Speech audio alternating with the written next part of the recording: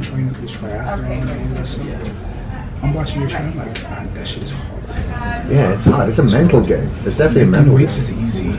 In comparison, you know what? It's true. It's a completely different wiring that you need for weight training, because you kind of need to be in that zone and you've got to go for that intensity, for that duration. There's no second chance. And it's over. Yeah, it's over. But when you're out there, I tell you what, I've got such newfound respect for these Ironman athletes, because they have learned to endure the pain past 4 hours, past 6 hours, past 9 hours. So when I'm out training now and I'm hurting, I'm thinking, I've got some mental voices here that's telling me to stop, because I've got 3 more hours of this to go, you know? And it's definitely a new challenge there. The challenge, the extra challenge that you have is you got a lot of muscle on your body. That's a lot of food that I have to feed it. You're carrying that around. It's crazy. So, like, you know, went out on a bike ride for like 72 miles a couple of weeks ago. I had to eat 4 pancakes. I took in a couple of protein shakes with oats, 3 bananas, dried fruit, and it still wasn't enough. You know, I cannot compare what I've got to do to training. Because, like, I think I was 20 miles from the finish, wasn't I? And I thought, I feel really good. I feel strong. Now I can power these last 20 miles without any food. I'm good. I had 8 miles left. I was completely what they call bonking. I'd shut down, like I was all over the road. I felt drunk. Felt like I was going into a diabetic coma. You know, I'm like, I've eaten all this food, and this is what's happening to me. You know, yeah. So it is fascinating, because I'm enjoying doing all these dry runs and these training pieces, because it's all getting comfortable with being uncomfortable and knowing what the body needs to get through it. You know. See, I've always had I feel like a competitor's edge. You know, my father threw me into the Lions Den at a young age. And, you know, when I got older, maybe 15, he had me fighting men, like, you know, adults, professional fighters. And it gave me and I used to get beat up by these guys. They had so much savvy that I didn't have. I had the technical, tactical, and I learned from it. And, you know, it gave me a certain then he would send me, like, I would do tournaments in different states, right? And my dad worked, so he couldn't travel with me to these places. So I was always muscular. Even though I was skinny, I had a muscular build. So these coaches were trying to break me. I can tell. You know, you can tell. He's the new guy. He's not from here. We're gonna show him what's up. And in my mind, I know everything's going according to my dad. My mind was like, I know what they're doing. I'm not gonna quit. I'm gonna have to pass out to not complete this. You know what I'm saying? Yeah. I had that mentality. So we had some similarities in that regard. So when I grew up racing motocross, as soon as I felt, or my father felt like I was getting near the top of this organization, this group, he put me in another one. So I'd never be winning races. Right. I was always trying to battle to get into the top 10, the top 3, the top 5, depending on where it was. So I never had the opportunity to take home any first place medals, because I kept pushing it, and that transpired when I started bodybuilding. As soon as I started getting within the top 3, like when I started in like Australia, in the Sydney titles, I went for the New South Wales state titles. Then as soon as I got the top 3, I went to the nationals. When I got second place in the nationals, I went to the worlds. I never had the opportunity to start winning, because I always went out of my depth, so to speak. But that's good, because that's where you get to learn a lot faster, and you progress a lot faster than other people of your group. Or if you started later in life, you're able to make up a lot of time. So we're talking about mental aspects. Excuse me, people developing up here. So speak on that. What's your thoughts on the state of, I guess, the industry? And, you know, we have a lot of influence over there. And how important is it to try to get people into trying to develop a healthy and powerful mind state? It's definitely extremely important, because I found, unfortunately, especially with the growth of social media, as positive social media can be, I find there's more insecurities in this industry than any other. I could go into a McDonald's or Burger King and see people more secure and comfortable with the way they look than people in this industry. Like, I know a lot of people diet down just to turn up at the expo, just to see us. I don't diet down for one of these things, as you can see, you know, because I feel comfortable in my skin. Because there's times that I need to get in real shape, but also take diuretics. Diuretics, they'll take a load of fat-burning extracurricular supplementation just to come here. And the thing is, if they go off track just a little bit, then they fall in depression because maybe they've lost a vein in their arm, or they've got some fluid retention, and then that depression turns into a vicious cycle because they eat some more, and then they'll do double cardio every day or zero carbs or something like that. And it's a vicious cycle. We see it a lot with females because they have the emotional imbalance with hormone functions as well. And it's a damn shame. And what I try to tell people is that you should be just focusing on the health aspect. Don't focus on the vanity. Forget your selfies for 1 minute and just focus on what you're trying to do with your lifeline. You have an opportunity on this earth for a very short time, dependent on the religion that you believe in. Why wouldn't you take advantage of being a little bit happier? Maybe you can't be as happy as the next person. I'm never going to be as good looking as Ryan Terry, but I can be a little bit better. I can be 5% better. And if they can work on this consistency day in and day out, that will give you the longevity for long-term goals, as opposed to the short-term, an inch on my bicep, a couple of pounds off here. And the thing about it is, I've spoken about this. Guy, when I go and speak, I usually open it up for Q&A. And the guy said, how do I get a female friend of mine, she doesn't want to lift weights, how do I convince her to lift weights? Don't. If she don't want to lift weights, she don't have to. I said, lifting weights don't make you a good person. And people who don't lift are not bad people. You know? There's a million things she can do for physical health. I mean, but when she's ready, and she'll do it, right? So we spend, look at a lion, look at a tiger. What's more beautiful than a tiger, right? What's stronger than a tiger? What's more explosive than a tiger or a lion? What do lions do? They sleep all day. You know what I mean? Yeah. Their girlfriends go get some food, they fucking take it. You know, but look at that. We're nothing compared to, we wouldn't survive in a while, right? But we spend all of this energy trying to be strong, ass, and good looking. We gotta shave, get our hair done. They don't do any of that. They just lay around, you're not thinking about cardio. You know, so we spend so much energy to attain something, and I'm not knocking it, I do it, but it can be like that. Yeah. You get sick, you know what I mean? Yeah. You get a tapeworm, it's gone. Or your situation changes, you gotta work extra hours, whatever. You like you haven't trained, you know what I'm saying?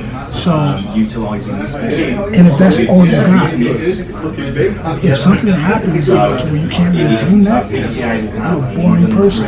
What do you want to talk to people about? You know what I'm saying? So I try to get that into people's heads. It's like, it's a lot more to life than me. Like some of my favorite people don't train, but they're the best at it. Yeah. You know what I'm saying?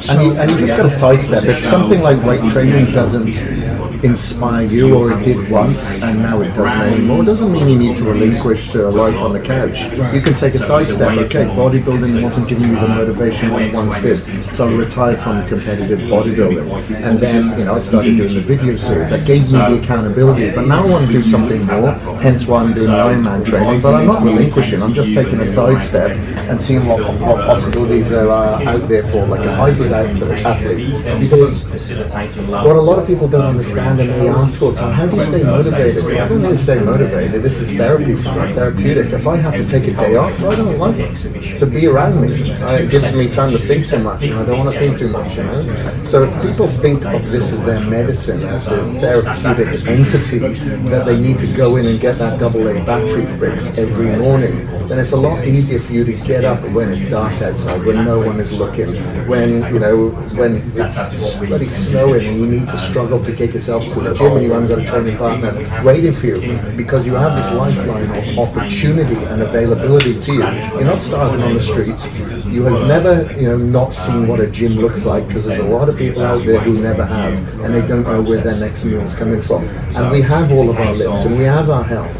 We have the opportunity to do so. Well, I think it's a fucking damn shame, and it's rude if you don't go out and do something. You don't have to go to the gym, like you said. Some yoga instructors are in fantastic shape and in fantastic health. If that's what's going to rock your boat or rub your rhubarb, then that's what you got to do. That's so true. But the thing is, like your path in life with challenging yourself constantly. That is the way of what people don't see. A successful entrepreneur, a successful businessman. Because you don't put all of that out there. You're wildly successful. Every now and then I talk about things that I got going on, but I don't like to because what do you do? It sounds like I'm bragging. Yeah, exactly. It's hard to answer that in one sentence. Right. So, but just know that the beast thing I am in the gym, I'm like that in business meetings. I shock myself sometimes when I'm meeting with older guys and I'm running it. You know what I'm saying? Pretty impressive. Yeah. But do you feel that you've got that because your pivotal role in boxing and bodybuilding, that discipline, that mental attitude that you have not to relinquish, not to give up, and the work ethic that you need to be successful with your physique, that it does transpire into other areas of your life and business? And not just those sports, but the things that I do inside of it. Like when we was in Idaho, that's fun. I do shit like that all the time.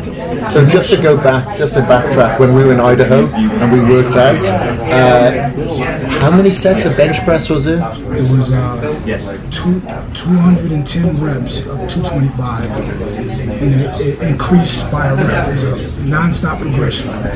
So it's basically bench pressing for like an hour, and it was just full on. And at the end, we were going to go get something to eat, but Mike was face down on a bench, and I think you had to go to the hospital after. A compressed nerve, too much blood in my shoulder. Yeah, that's it, because you couldn't lift your arms or anything like that, remember, and he was just rolling around on the floor. We couldn't wait around. Myself and Nick left. We're like, okay, Mike, we'll see you later. It took me 3 hours to be able to leave. But that was just, I don't care. Exactly. And the week after that, I couldn't sleep. I literally didn't sleep. I would be in tears every night. Because when I lay down, it would hurt. So I had to sit up all night. But so what? That's me. I dealt with it. Because it's the thing. When you don't deal with shit in life, when you have to deal with something for me. See, this is something that I put myself through, right? That's still progressive for me. It's still something that helps me. It's still something that I gain something positive from. That trains my willpower, right? It adds to my fortitude. So that's when I do it. That's when I do it. Real life things, it's never that bad. So I'm like, that's it. Yeah, exactly, yeah, because then you've got a comparative yardstick to go by. You kind of keep that stuff to yourself, like you didn't tell anybody about that session, and it's the same sort of thing where, there's a lot of similarities here, and I like it. When I filmed my 4 Weeks to Shred video series in the very first week, and I'd never had any injuries in the gym before. I'd always been outside the gym, participating in various sports. I tore my lats on the very second day of that video series. I didn't tell anyone, I didn't tell the cameraman, didn't tell anyone from my team or anything like that. It's all black and blue, but I thought, you know what, I'm not going to give up. I'm going to do what I can, and I'm going to work around this, and no one's going to know. And it wasn't until after that I revealed the pictures. It's like, this can be done, and it's very easy for people to look upon you and say, well, that's stupid, you shouldn't do this, you shouldn't do that, like everybody's your doctor all of a sudden, But those are the people that aren't living within your life and understand what you gain from it. They just see the negative portion of the accidental. It's not even negative. It's not negative. I don't see it as negative.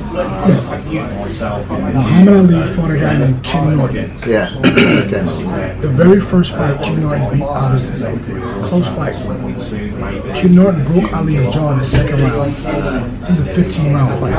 Ali didn't tell nobody to not take it. That's glorious. That's like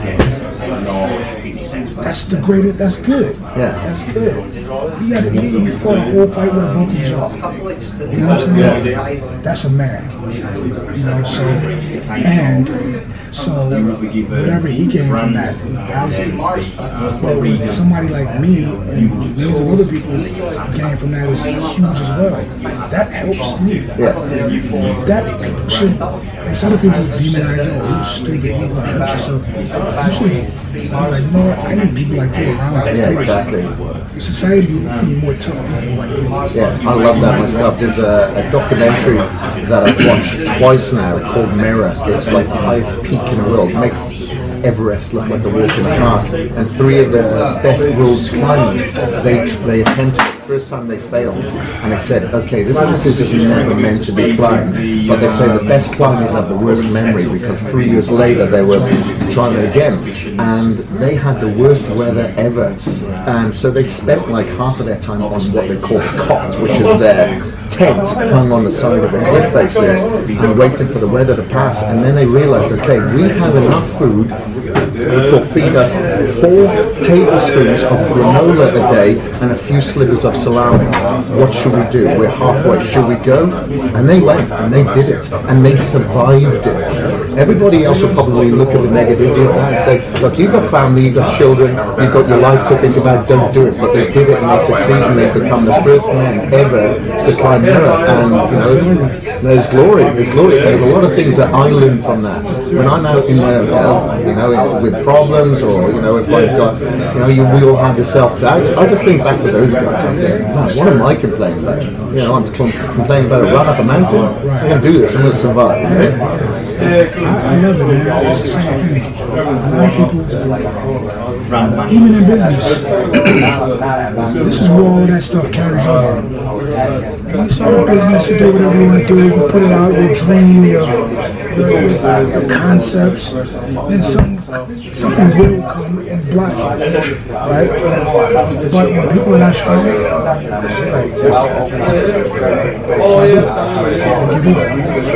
but people like us is like, just go this way. I'm going to go this way now. I added another notch to my business, you know?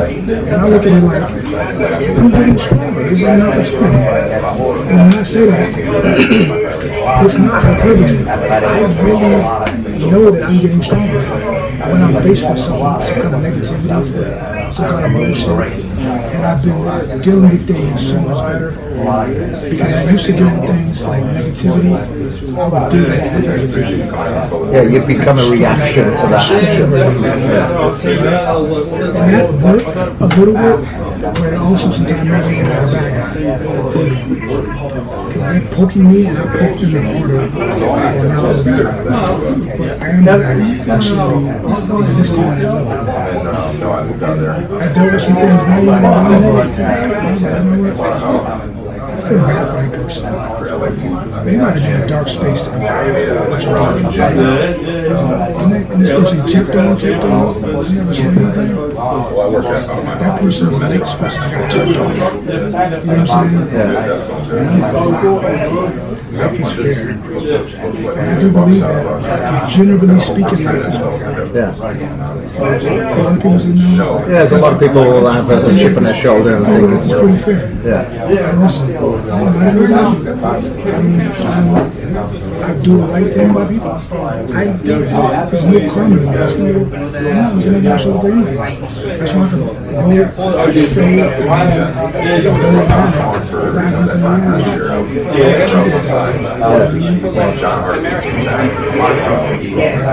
Yeah, all right. Okay, I think we're good. But that was a good conversation. I really appreciate that. I think this is good, and it's refreshing for people to hear this from yourself, for people to understand, look, it isn't just something that's skin deep what we're participating in here. It's something that's much more diverse, but our pivotal role happens to start here in order for us to put our other leg out into other ponds of water. And I'm sure that people that really follow you,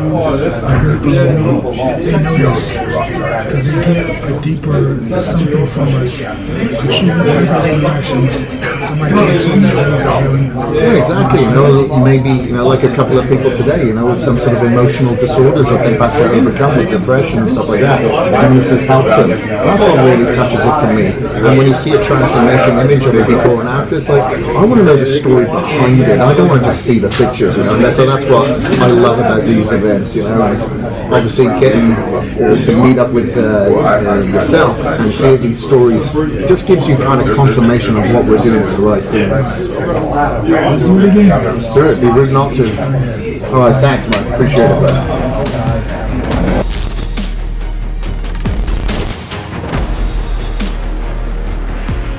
Hey guys, Kris Gethin. Hope you enjoyed these videos.